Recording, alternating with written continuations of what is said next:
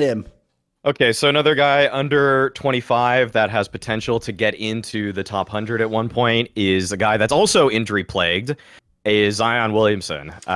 Pretty far out there, but 6'6" power forward, so undersized, but like way too strong for his position. And when I was watching his last season, he had a 26, 7, and 5 split, but he barely plays. That's the biggest problem. Like he basically just barely scratches over. I want to say sometimes it's like 20 games. I think he's had.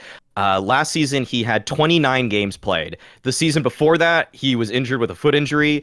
The season before that, he had 61. And in his rookie season, he only had 24 games played. So this guy's never even cracked 62 games played in an 82-game season. And that's why it's like really unlikely that he actually makes it to that pedestal or enters that hall of greatness. But it's that with Zion, when I was watching his college play at Duke, I was like, surely he's just bowling over these kids because he's huge, he's oversized, he has some crazy genetics, and he probably just eats a lot, and he somehow maintains athleticism. But the concerns coming into the NBA were always like, can he actually bully NBA players with this kind of stature who are grown men? And the answer actually was unequivocally yes. Like, he can actually still do a lot of the same things in terms of his like 2-point percentage. As a 6'6" player, it's above 61% for his career. Like that is crazy, because he's just so good at getting in close and just kind of like, even without the longest arms, like he's not nearly as lanky as a lot of these guys in this league. He can just kind of use his body control in the air to just be an above the rim threat so frequently that it's really just like, he to me is blockbuster stuff when he's healthy, and when he's especially playing a team that's a little bit more porous on defense. Because when I get to see Zion just carve up a team that, you know, is probably like middle of the road defense in the league, it is so like there's nobody else in the league right now that feels like they can contribute in the same way. It almost feels like you took away like 6 inches off of Shaq's height and then just gave him an even faster motor, and you just now have this new guy that like is kind of breaking the mold for what a power forward should be in the league, and an undersized one at that. In fact, if I have to like really compare him to anybody in the league in the past, it's almost like Barkley-esque, where he's just sprinting. But the problem with Zion, and why I don't actually know if he'll ever be a championship contributing player, is that he doesn't really lock in on defense. Like, I've seen him sometimes, like even with these crazy athletic gifts, sometimes he just can't really like match up 1-to-1 against people that he should not be getting beat off the dribble by some of these guys, given that his first step is so ferocious, and yet he does. And sometimes like off-ball defense, he just falls asleep. Like he's clearly like an offensive minded person right now. And beyond that, like, his other stats aren't like super impressive. I mean, like the rebounding is for his size, it is pretty impressive, but I've yet to really see him in other ways contribute to the team aspect of the game. And so like it almost feels like you'd have to design a system for Zion to be your best player, which would be such an awkward way to like focus on essentially an undersized power forward. And I think that in the future, he could probably show to the league that he's a top 5 player in the league, which is why he could actually enter this top 100 all-time conversation. But it's just that in terms of championship aspirations, I kind of find that he's going to probably face similar blocks in his career as did Barkley, where there's just going to be a guy that's a little bit better on the perimeter, probably a more engaged defender, and that's going to be better as a first overall option than he is. Yeah, basically, if it wasn't for the injury factor, which in this case is one of the most extreme I've ever seen, like you say, like basically injury might mean he just never even gets a proper career. Like thus far, he's basically played almost one season. That's it. Like, yeah. And then also because he plays for the Pelicans, it was somewhat irrelevant. Like that means no playoffs, no one really gives a shit anyway. And basically, all people are watching for is for you to just play and ball out, basically, which he hasn't been able to do. But I agree. Bear in mind, he's only played such a limited amount of time. This is one of those rare players where, okay, so everyone saw the like recent Wemby thing, which they do if not every year, every 2 years in the NBA, they act like the next player coming in is Michael Jordan, is Kareem Abdul-Jabbar. They just always go too far with it, right? The joke is, though, this is one of the times they did it on this player, where I remember doing the same thing, going and watching the highlights and being like, mate, there's only 2 ways this goes. Like you say, either it just turns out he really was just like slightly oversized for college, and as a result he's got the cheat code, or this just translates to the NBA, as it did, by the way, minus the injuries, and like This is like one of the most eye test, lock, fucking slam dunk, best 100 players ever you will ever see. Because like you say, there's a reason why on Inside the NBA they've joked in the past that it's like Shaquille O'Neal and Charles Barkley had a baby. Because I agree. Like, first of all, on the Barkley one, he's probably the only person you can compare him to, because these are both people that are undersized. But what's weird is, this is a really counterintuitive point, is that can actually help you in the NBA, because the reason why Barkley could back everyone down is because he has a lower center of gravity. Yep. So essentially, even if you were the same weight as him, like you're a center, it doesn't work. Like, he's sort of like banging against your hips, as it were, your knees. So as a result, they can always go past. And then also the other thing is, I know what you mean about the Shaq angle. It's basically that the part about Shaq that's really underrated is everyone did that stupid thing where, because they only ever talk about Shaq and Wilt Chamberlain as these like dominant forces, they make it sound like all they did is just slam the ball on you. Whereas like Shaquille O'Neal had like amazing fucking like grace on his toes and his footwork for such a massive guy. Like, if people don't get it, he actually for real had like post moves that were like almost more like what like you would expect from like a really lanky center or something, or someone who isn't really heavy. Like, his ability to like spin and step were fucking unbelievable. It's why his drop steps probably one of the best moves ever in the NBA. It's the same thing with Zion. Like, he has unbelievable actual like body control. Like, he's another one that really is just like a genetic freak. Like, when you look at them, you're like, that, like, this is the skills that I would want. Like, all the other shit is great, like, yeah, shooting, skills. Just give me essentially like cheat code like that, where you're just like some Greek god. And yeah, you should be dominant. And to me, the other thing as well on this player is this is actually an angle that I want to open up generally, because if we talk later about people like Joel Embiid, I think we could have this conversation. Giannis, I actually think a mad underrated aspect, we could talk about this now if you want, it'd probably be a good time, is there's this whole perception that I think is really lazy that all the sports ball shows do, where they go like this. They go, Steph Curry ruined the NBA, man, because everyone just shoots threes now. And I've sent you that like thing where if people know Kyle Goldsberry, the guy who does all those shot charts. Kurt Goldsberry. Kurt Goldsberry. Yeah. Basically, in the modern day, everything is a three-point shot or just a layup at the basket, basically. Whereas in the old days, it was all like everything was a mid-range shot, right? The problem is, it isn't as hard and fast as people say, essentially, Maui. Like, I'll just set it up and I'll get your thoughts, basically. The quick version goes like this. One, I don't think Steph Curry at all ruined the NBA, because Steph Curry isn't what all the NBA players are. He is the outsider. He is the exception. He is the outlier that you ignore. And actually, if anything, Steph Curry, I actually think his career proves, by the way, that actually being the greatest shooter isn't the number one skill of all time, because even a shooter, like, it's the most obvious thing that will go dodgy when you get pressured. Like, the point I was going to make to bring back to this is, I think people like Giannis, this guy Zion, if he stays healthy, and there's always going to be a winning strategy to build around a player like that. Because at the end of the day, even if he chokes Maui, he's choking a foot away from the basket. Like, the difference is, it's a lot easier to like get a twitch and miss a 35-foot bomb, as opposed to if I get a bit of a twitch and I miss a hook, it might still go in. You see what I mean, guys? Like, that is just a fundamentally easier way to win at basketball. So, to me, I actually think players like this get underrated as a result. Same with people like Embiid, etc. Like, look, when we get to it, I think he is an overrated player, Embiid, but like, his actual skill set is mega for the modern NBA. Dude, those guys tear the game up all day long. Like, all they do all day long is no one can contain them inside. The rules are all favoured to them, and they just score all day long or get the rebound. Like, I think this guy's right in that vein. Like, sadly, you notice a lot of them have these injury issues, though. A lot of them in the modern day. Like, it does seem like, in fact, if you notice on this episode, the thing about the modern days, I don't know if some of this is like they used to just hide it or people thought you had to play through injury, but doesn't it feel like in the modern day, like half the bloody superstars are just injured at any point in time? It's a bit whack, isn't it? I think they've been talking about it also, like fining players essentially for just like rest. Like, basically, if you can take money away from the player for like just rest days, or like basically meaningless or like very small injuries that just sound like they just kind of fabricated it in order just to like give the guy a few days off or whatever. Because the thing is, like, fans are actually traveling to games from across the globe to see their favorite players, and then they don't even get to see them sometimes. So yeah, it's super frustrating. Embiid, I mean, even Curry's taking some days off here and there. I mean, what like, do you think on that bigger topic, though? Because obviously it's a classic one that they all hit, but they never actually explore it. Like, they're just like, it's all just 3-pointers now. What do you think on that whole topic?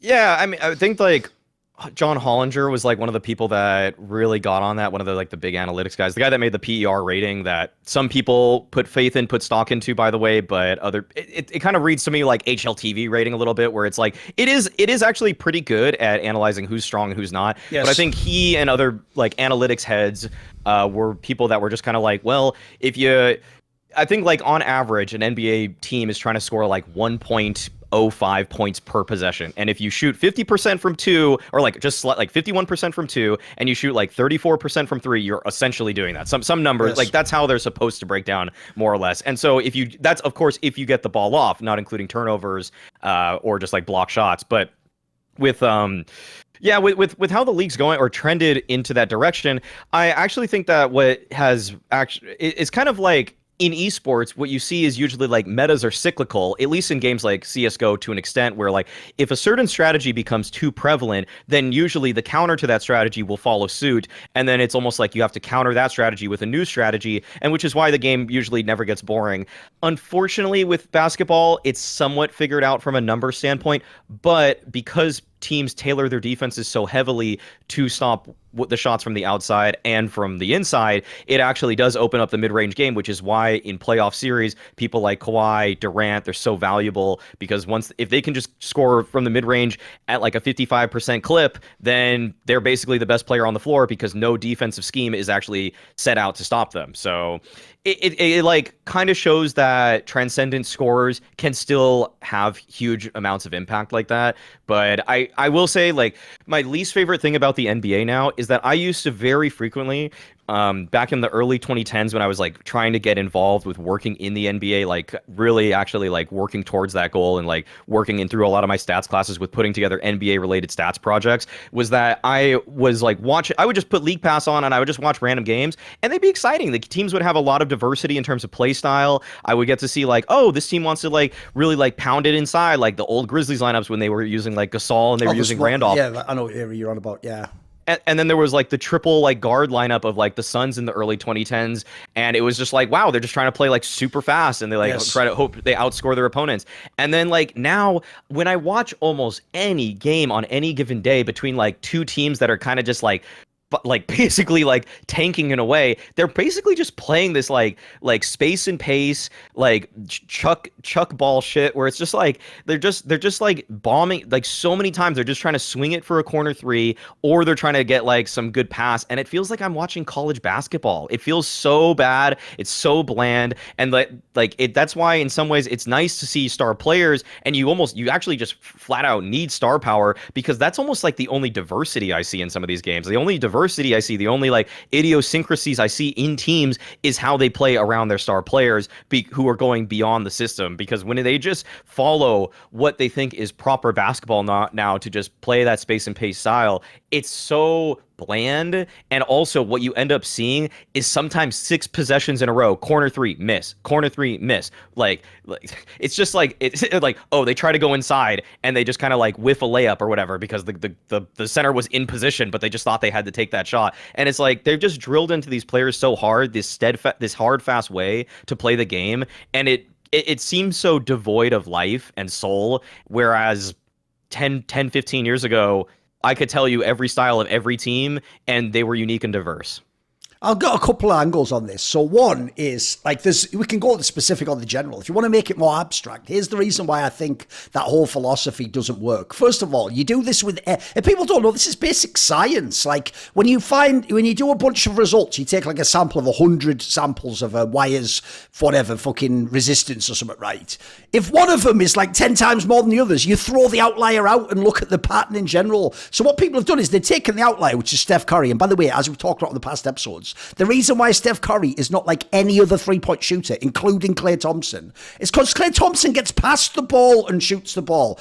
Steph Curry just does whatever he wants. The joke is Steph Curry does like a Tatum move, then shoots just as accurate as Klay Thompson. Because, there's another thing, by the way. I've always understood that debate perfectly. I've thought it was very well phrased by experts. If you actually look, like who on the video looks like the better shooter, it should be Klay Thompson. He probably has the most perfect shot ever. But the point is, even he can't do what Steph Curry can. Like, Steph Curry's fucking on another level. So to me, that whole angle of like, oh, it's just a 3-point game. It isn't. Like, I actually think this is where coaches have lost the plot in the NBA, bro. Because one, like, yes, if I have those players, if I have Klay Thompson, Steph Curry, yeah, I'm going to shoot loads of threes, obviously. But I've also got two absurdly, like, outlier players at three-point shooting. But then also, I think there's two aspects to this. One is a really subtle one that no one ever bothers bringing up, Maui, which is this. Bearing in mind, right, it's very different to play a regular season game and a playoff game. We all know they ref the game differently in the playoffs. The pressure is different in the playoffs. You yourself are thinking different things. In a regular season game, you think, whatever, it's just a game. You shoot the bomb. If it hits, it hits. Right? One thing no one ever brings up when they talk about which shot you should take, right? They just run the numbers that you do of whether they make the shot or not.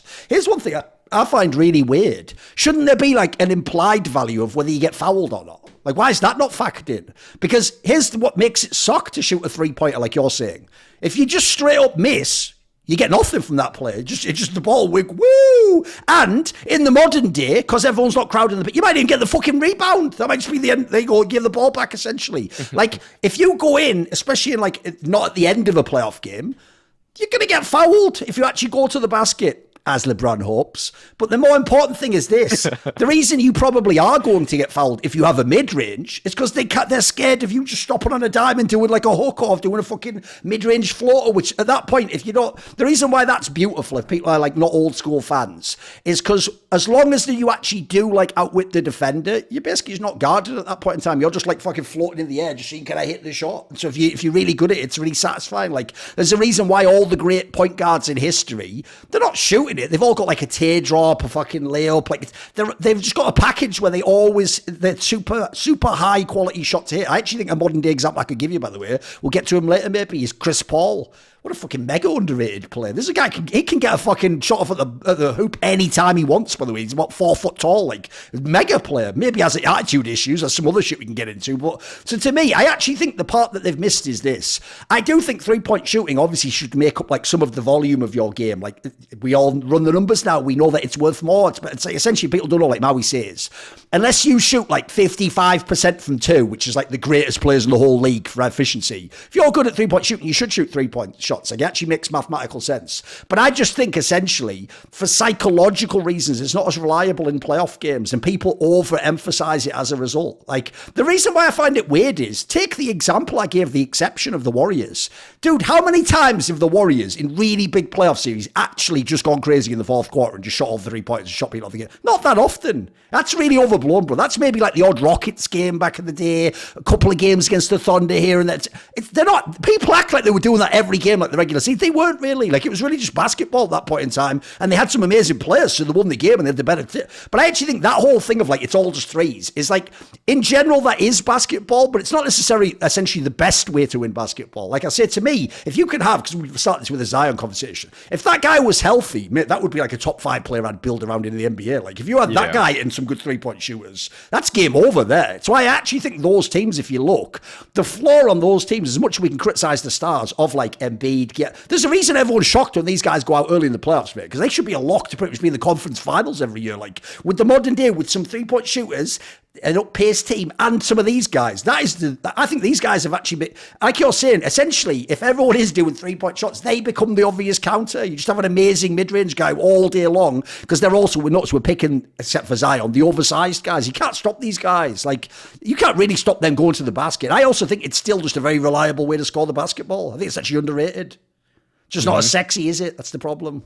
No. Well, mid range is like, there's just a flow to it that feels so aesthetically pleasing compared to a corner three, which a corner three has become so much less sexy to me lately, because it's just that everybody's just hunting it so much, and it's just like, also the problem is that corner 3-point shooters are usually like, they're basically just specialists at that role now. Like, there's some people where it's like, no joke, above 60% of their field goal attempts are just corner threes, because that's literally like they're literally just 3-and-D archetypes that are just bred now to essentially come out of college, be good at that role, and as long as they aren't just like really screwing up on any other side of the ball, like on passing or just whatever, have some major deficiency outlier, they're just good. Like, that's it. That's their job. 6'6". If you're a 6'6" guy, like, if you're not practicing just playing like your lateral quickness for defense and just shooting corner threes, you're potentially missing out on like $50 million in your lifetime right now. See more cool, funny, interesting clips based on topics from my content? Well, subscribe to this channel then, or, be a pleb and don't.